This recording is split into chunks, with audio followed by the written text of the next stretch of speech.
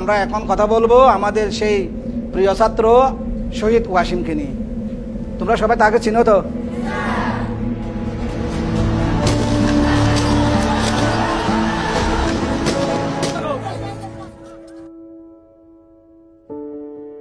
আমি হলো ভালো একটা শিক্ষক হব।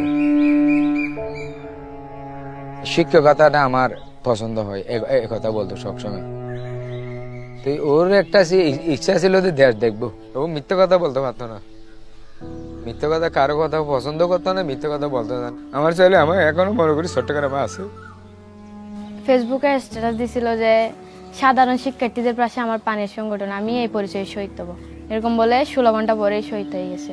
17 তারিখ ভোর 6টার দিকে এখানে রাস্তা দিয়ে লাশবাহী গাড়ি ঢুকতেছিল। ভাইয়া যে শেষবারের মতো লাশবাহী গাড়িতে করে ভাইয়ার নিরন্তর দেহটা যে আসতেছে, এটা বাবাকে দেখাচ্ছিলাম তখন। তো বাবা কিছুক্ষণ পরে অজ্ঞান হয়ে গেছে ওখানে।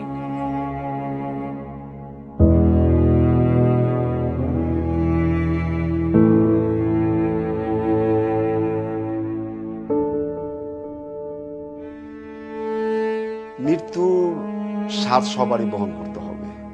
ছেলেকে কুরবানি দিয়েছি, ছেলে কুরবানি হয়েছে দেশের স্বার্থে।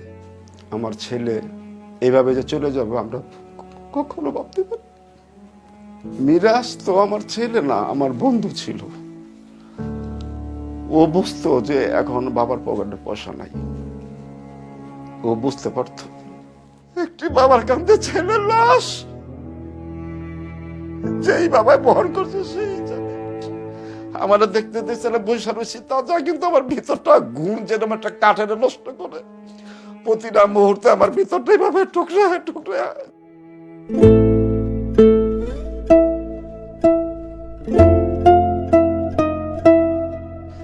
যেখানে দেখতে পাচ্ছেন সাদা তীরটা, এইটাই আমার মিরাজ। আর যদি কোনো বাবার সন্তান না হারিয়ে হয়,